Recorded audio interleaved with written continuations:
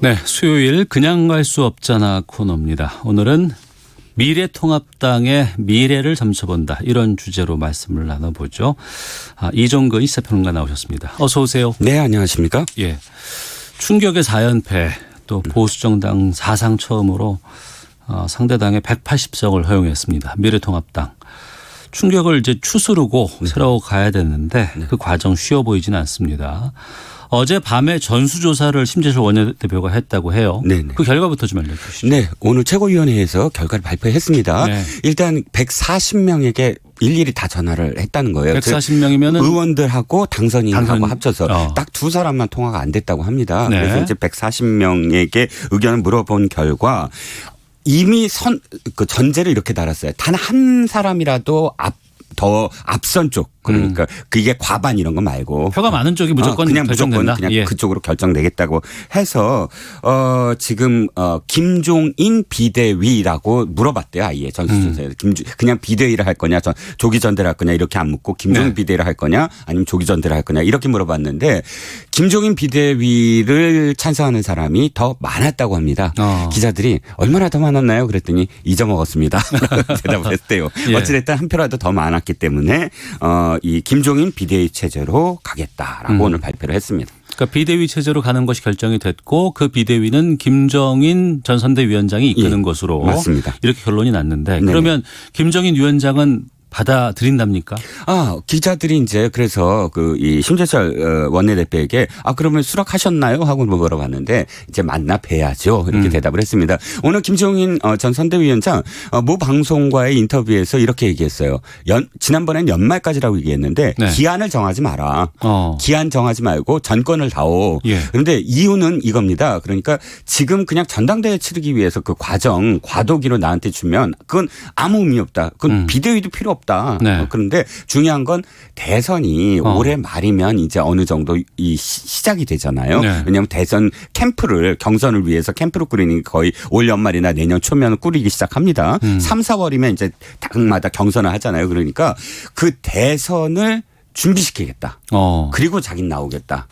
확실하게 대선을 승리할 수 있는 준비를 시킨 다음에 그게 의미가 있는 것이지 이 당에 그냥 뭐 전대하기 위한 과도기는 자기는 맞지 않겠다. 이렇게 얘기를 했어요. 근데 제가 보기에는 심지철 이 원내대표 한 번 만났었잖아요. 두 사람이 이미 그때 조건 내세울 건 다 조건 내세우고 또 받아들일 부분은 받아들인 서로 의견을 교환했기 때문에 아마 다음 주 초에 요식행위지만 상임 전국 중앙위가 열립니다. 이걸 추인하는 그리고 다음 주 중후반이면 출범을 하지 않을까 예상이 됩니다. 네.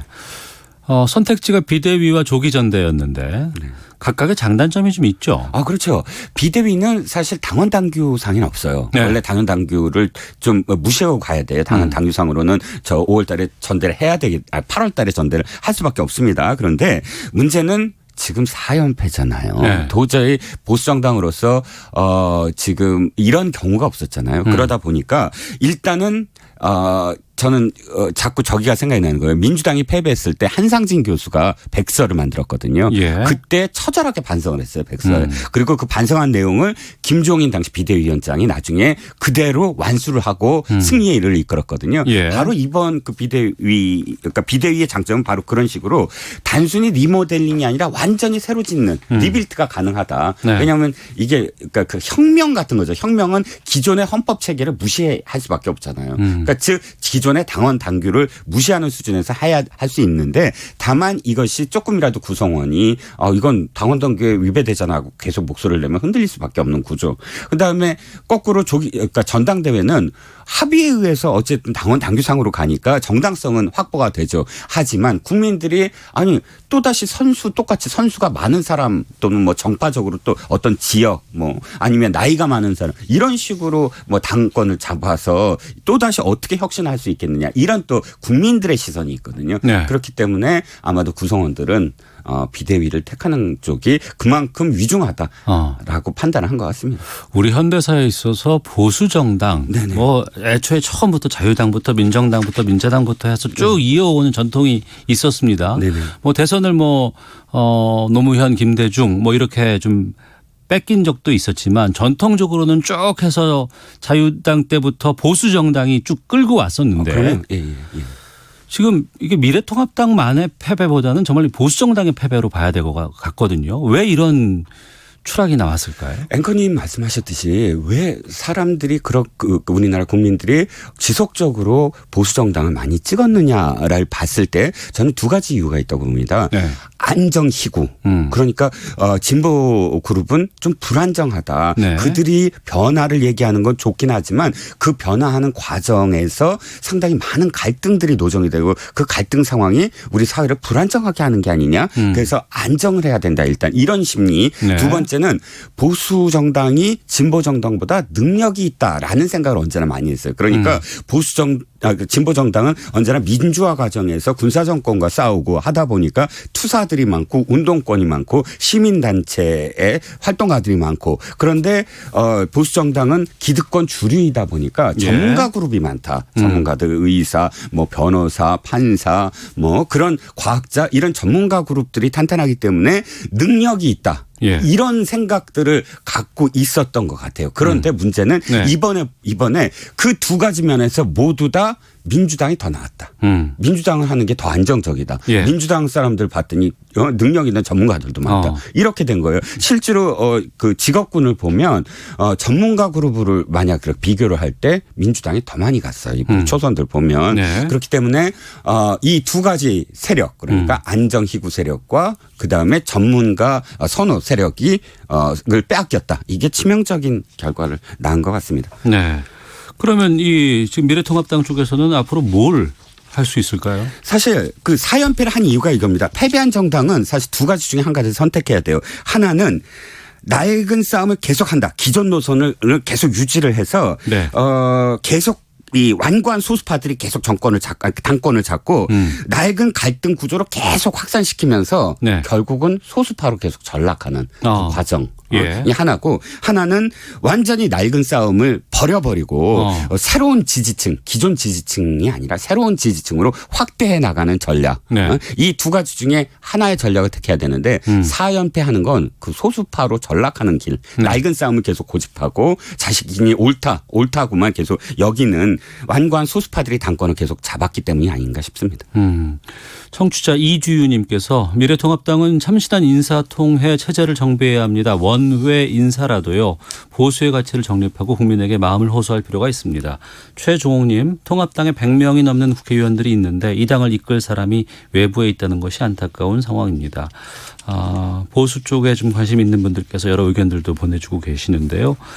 그러면 이 우리나라뿐만 아니고 전반적으로 지금 세계 여러 정당들 상황들을 봤을 때 네네. 역사적으로 그렇게 앞서 말씀하신 것처럼 환골탈태해서 일어서는 경우가 있어요? 그게 저기입니다. 영국의 보수당입니다. 영국의 보수당은 왜 그러니까 전 세계의 가장 최초의 근대 정당이 토리당, 휘그당 들어보셨잖아요. 네. 영국에 그 토리당이 이름이 바뀌어서 보수당이 됐는데 거꾸로 휘그당은 지금 남아 있지 않습니다. 네. 휘그당은 자유당이 됐거든요. 그런데 영국의 야당은 주로 그러니까 뭐 집권도 하지만 어쨌든 진보 세력은 노동당이거든요. 왜 휘그당은 사라지고 토리당은 남아있느냐. 네. 바로 혁신을 했기 때문이에요. 짤막하게 한 말씀을 드리면 그 관세 문제가 한번 걸렸었어요. 이 영국의 보수당은 전통적으로 농민과 귀족이 지지층이었는데 네. 이 그러니까 저쪽 휘그당은 누가 지지층이었냐면 신흥 중산층 부르주아지들이 이제 나오고 중산층이었거든요. 이 신흥 중산층은 외국에서의 곡물을 수입하길 원해요. 왜? 그만큼 싸지니까. 중상주의 쪽은 이 자기네들의 밀이 네. 싸지면 훨씬 좋으니까. 근데 그것을 농민들은 반대할 거 아닙니까? 외국의 곡물을. 그러니까 이 보수당은 계속 반대를 했어요. 그리고 연전연패로 50년을 정권을 빼앗깁니다. 그런데 네. 디즈레일리 수상 기억하시죠? 예. 디즈레일리가 이 모든 강령과 저기를 다 혁파하고 중상주의를 택해요. 그리고 중산층들에게 투표권을 또 줘요. 예. 이건 상상도 못하거든요. 기존 지지층이 반대하는데 그런데 그렇게 함으로써 새로운 지지층이 생겨나고 보수당은 지금까지도 이름이 그대로 남는 340년 동안 그런 정당으로 되거든요. 네. 지금 바로 통합당이 해야 될 것이 기존의 지지층을 이제 의식하지 마라. 새로운 지지층을 확보를 해라. 네. 그건 30, 40대한테 또는 뭐 세대 간에 아니면 지역 간에 고립되지 말고 60대 영남당 이런 게 고립되지 않으려면 모든 것들 다 혁파해야 된다라는 생각입니다. 이번 총선에 상당히 좀 의미가 있는 것이 기존의 당권 관련했던 아니면은 대권 도전으로 이름을 올렸던 사람들이 거의 다 낙마를 해버리고 말았어요. 네네. 게다가 공천 과정에서 탈락했던 사람들이 다 무소속으로 리해서 돌아오게 되는 상황이 네. 남아 있는 것 같습니다. 네. 대부분들이 다 중진 의원들이에요. 어제 홍준표 전 대표랑 인터뷰를 했었는데 당분간은 돌아갈 생각이 없다. 상황은 좀 지켜보겠다 이렇게 말씀을 하시던데 홍준표, 김태호, 윤상현, 권성동 이 무소속 당선인들은 복당은 어떻게 보세요? 아마 개별적인 복당이 아니라 그러니까 당 입장에서는 개별적으로 누군 되고 누군 안 되고 이건 아마 형평성 문제도 있고 해서 이 전부 복당 문제를 생각을 할 텐데 네. 중요한 건 이 당에서도 일찍 복당을 제한할 생각이 없어 보입니다. 특히나 이제 김종인 비대위원장 체제로 만약에 된다 그러면 네. 김종인 비대위원장이 하려고 하는 건 리빌트거든요. 완전히 새롭게 짓는 것인데 네. 이 김종인 비대위원장이 주장하는 건 이거예요. 30, 40대의 초선 의원들이 앞으로 전면에 나서라. 그걸 자기가 해주겠다. 예. 그러면 그걸 하려면 어떻게 되죠? 재선, 3선, 뭐 중진 이런 의원들의 자기 정치를 막아줘야 돼요. 그러니까 그걸 막는 방법이 또 한 가지가 지금 이 네 분 특히나 홍준표 전 대표 같은 그러니까 정치도 그 지난번에 이미 또 심판을 받았잖아요. 대선 후보로서 또는 지방선거도 이끌었고 예. 그런 책임이 있는 사람이 다시 그러니까 당권을 잡거나 대권을 잡는 것을 일단 경계해서 선을 그을 것이다. 그러니까 한동안 복당 문제는 아마 거론이 되지 않지 않을까 싶습니다. 알겠습니다. 이종근 평론가께서 앞서서 말씀해 주신 것들 지켜보면 이제 새로운 지지층을 흡수하기 위해서 환골 탈퇴하는 것이 가장 중요하다고 말씀해 주셨는데 네. 이 알아도 이게 갈 수 있는지 거기가 좀 상당히 좀 중요한 명곡점이 아닐까 싶습니다. 네. 미래통합당의 미래를 점쳐본다. 이종근 평론가와 함께했습니다. 고맙습니다. 감사합니다. 예.